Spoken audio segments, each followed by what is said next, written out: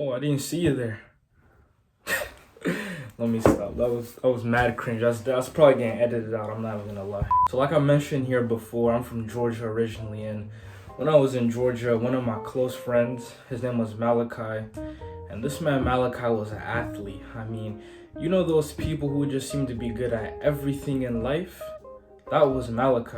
I met him in fourth grade. We went to elementary school together, went to middle school together, and this man was good at everything, whether that be academics or sports or just interpersonal relationships. This man was legendary. Malachi, if you happen to be watching this, shout out to you, bro. I'm sure you're still great. One of the things that I greatly admired about him was his athleticism and in particular his basketball skills. I remember in gym class or just in the neighborhood, he would be cooking all of us. Everybody was getting cooked by this man. I remember in gym class or just playing in the neighborhood, he would be cooking everybody. He was just so much better than everybody else, and it was evident each and every single time we played. So because of Malachi, I was inspired to play basketball. I think I was in, what grade was that? I believe it was sixth grade. It was sixth grade where I asked my dad to get me a basketball because I wanted to play and be like Malachi, to beat Malachi. So my dad got me the ball, and I still remember the day I got the ball. The ball was flat for whatever reason. I don't know. Usually when you get basketballs, they have air in them, but it was flat. And I didn't have a pump. So I think it took me like a week to get a pump before I was actually able to even start dribbling the basketball. So after I got the ball pumped, I didn't have a rec center by my house, at least not one that was walking distance. So what I would do would just be to go outside and dribble the basketball all day.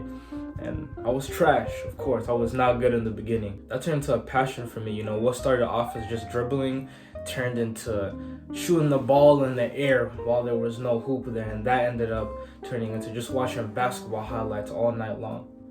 So a point in time came where my dad started taking me to the rec center, the outdoor course, I should say, by the rec center where we lived in Georgia. And all day long, what I would do would just be shooting the ball. I had no kind of skill whatsoever, still did not know how to properly dribble the ball. But I used to watch so much Steph Curry, and I was so inspired by this man that I would just go out there and shoot the ball all day. I think for like a couple months, my average time outside for shooting the ball was probably like 3 hours, and I would analyze it so much. I remember I had a little, I had a little Samsung phone that I would bring with me, and I'd put on the ground, and I would use it to record my shooting form so I could later on go home and watch. It was so silly, when well, maybe not silly, it makes sense. I was a little kid and I used to shoot the ball like this. I would grab it like it was a volleyball and give it some odd outward motion, it was interesting.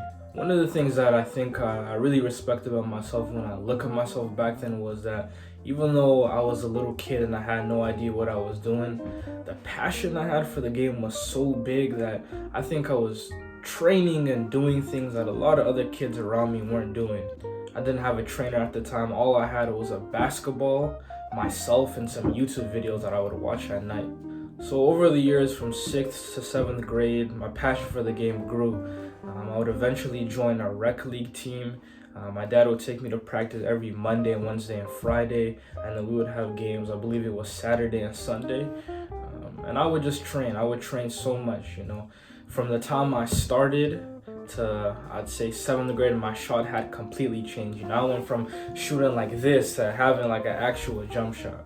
So fast forward a little bit into 7th grade, I get the news that we're moving to Maryland, and this absolutely crushed me because of my friends, Maybe I should say two things: my friends and leaving an environment that I've known my whole life.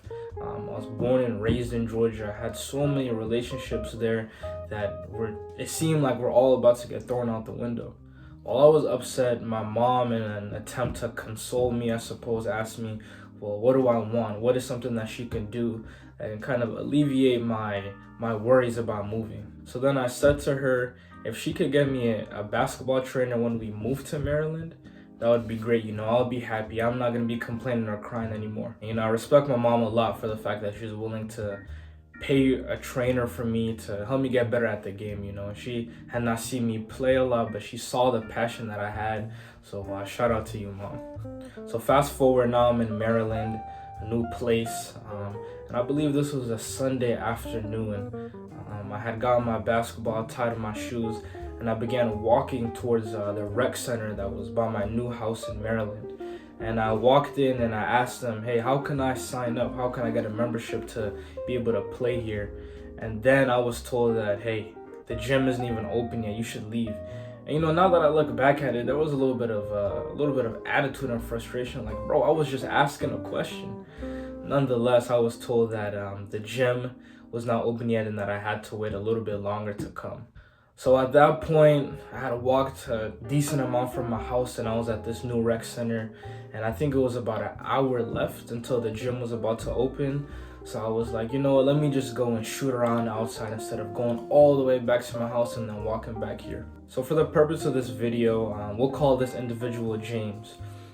While I was outside at the rec center waiting and shooting around at the outdoor courts, I saw this one kid and I was bored, so I was like, hey, let me go up to him. So we started playing horse, and then out of the blue, he mentioned something to me that when I look back at it now, I'm like, wow, man, I really got blessed. And what he mentioned to me was that he had a trainer who was training him for free, and that if I wanted, I can join them. And you know, that was huge for me at the moment, because the biggest thing I had wanted at that point was a trainer, and it seemed like if what he was saying was true, I was about to get one for free. So later on, when the gym finally opened up, James and I went in and we trained with this trainer. I met him, and to this day, this man, I'm just gonna call him our trainer for the purpose of this video. I don't think I've ever seen a better basketball player in my life. I mean, this man was making every shot. He was cooking everybody in the gym. He was just good at everything, both offensively and defensively. So that day turned into another day, and that turned into a week and 2 weeks and months. And before you know it, we had been training for 3 years. And in the midst of this process, obviously, I was so passionate that my end goal, my dream, was to play in the NBA. The odds were clearly stacked against me, you know. I'm a 5'8" kid. Hardly have any in-game basketball experience, but the passion was there. The passion was certainly there. And there's so many highlights from our training, man. I think I could make a whole separate video about that 3-year journey with James and my trainer. And, you know, just the kind of person, the kind of people, I should say, that we all became out of influencing one another. I remember we would train so hard to warm up. And this was just a warm-up. This wasn't the actual workout. To warm up, James and I would run 60 to 70 laps around the gym. Like, when I look back at it now, I was in 8th, 9th, 10th grade running 60 to 70 laps just to warm up. I mean, if I had that kind of endurance right now, that would be crazy. After warming up, we do something else, like standing in front of the basket and making 100 shots, or running a whole bunch of suicides, or just some kind of crazy workout. I remember there was this one workout I had with our trainer. I believe it was the summer after my freshman year.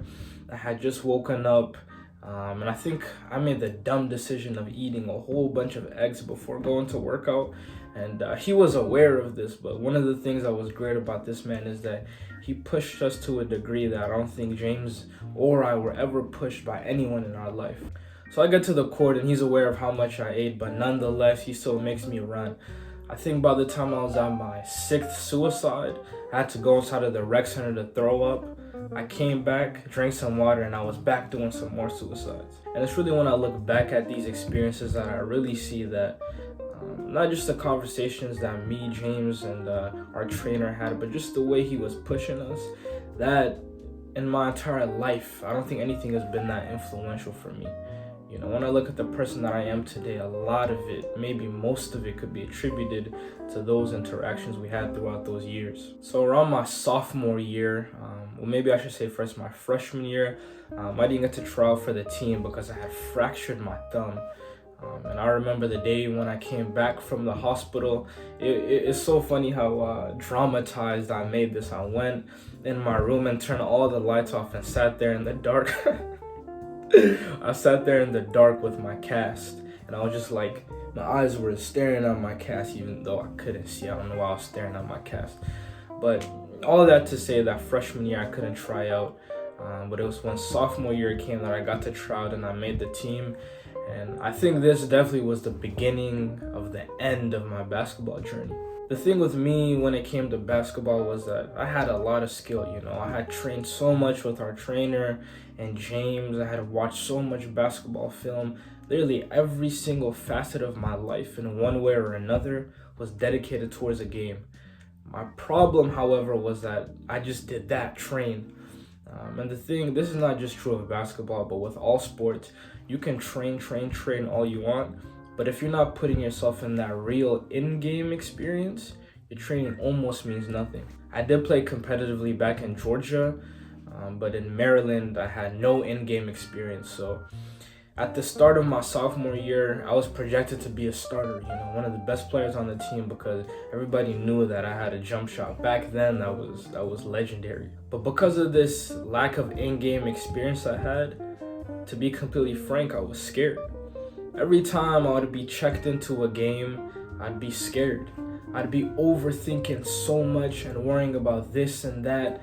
And the game was too quick for me, again, because I had no experience. So that season, I ended up riding the bench for a lot of it, actually. I think I only had, I believe, 8 points that whole season. And the story of those points, at least the first 6 points. So I went to Watkins Mill High School in Gaithersburg, Maryland. And there was one game when we were playing in a high school called Seneca Valley High School. And I remember going into that game, we were pretty deep into the season, and I was like, dang, I have not scored a single point this season. When I get the ball, I don't care who's guarding me, I'm just going to shoot it. So I was checked into the game, and I remember dribbling the ball up the court. And I got to the volleyball line. I didn't even wait till I got to the three-point line. I was like, you know what? I don't care. If they put me on the bench after this, so be it. So I shot the ball from the volleyball line, and it went in. It actually went in, and everybody started going crazy. Next possession came. I did the exact same thing, maybe from even deeper, and it went in again. They were going crazy, And I remember after that game feeling like I was Steph Curry. Finally, after 8 or 9 games, I finally scored in a big way. At the time, it was funny and kind of sad. And I guess it is still funny and sad. Then my other 2 points came against this high school named Damascus High School, where I hit a mid-range shot. Pretty sure it was lucky too. I don't even know if I was looking at the basket. I think I just caught the ball and was looking at the person's chest and just threw it up and somehow went in, I guess God was on my side that game. So after the season ended, which was a season where I did not get much playing time, I talked to the basketball coach, and he told me a lot of things that I should work on and that I should improve. And I did so. I worked on those things, but again, I was too stubborn and I was too fearful to actually play in real games. The way all of this ended was around my junior year. I guess I kind of just quit. I kind of just gave up on the game that I love because I wasn't progressing in the big way that I wanted to progress. And, if I could go back in time, or I don't want to say I regret it, but there were definitely tweaks I would have made to my basketball journey. For one, I definitely would have played in more games, and I wouldn't have quit after I had that disappointing season. Oftentimes we let failure define us. We think that one L means L's for the rest of our life, but if I were to go back to those days, I would have changed things so drastically. I would have played in games, and I would have used that fear to drive me in a way. So yeah, that's there's so much more that can go into that story, but that's the condensed version. Take what you will from that. I think one of the most important things one of the most important things that you all can take away from that is that just because you take an L at one point doesn't mean you can't recover. Don't be like me. Be better.